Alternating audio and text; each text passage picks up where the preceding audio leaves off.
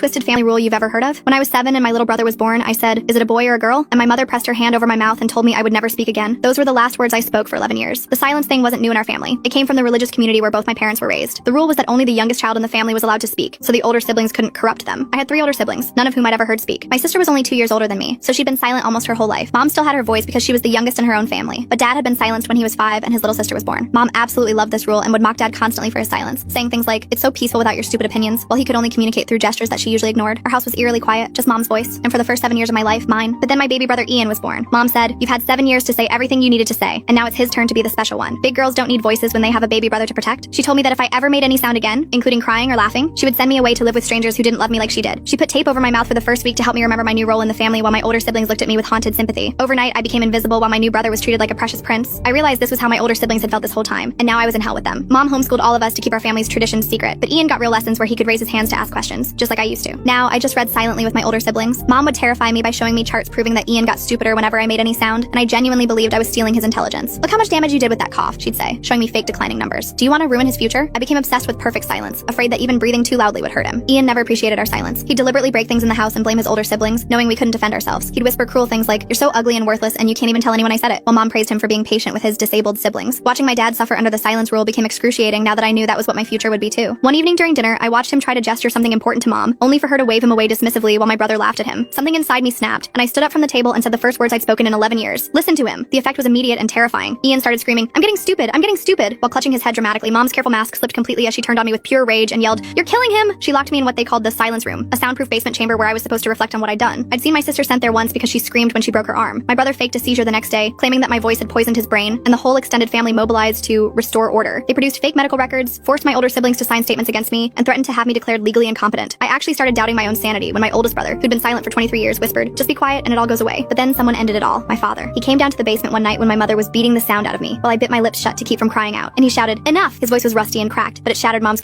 "What's the most twisted family rule you've ever heard of?" When I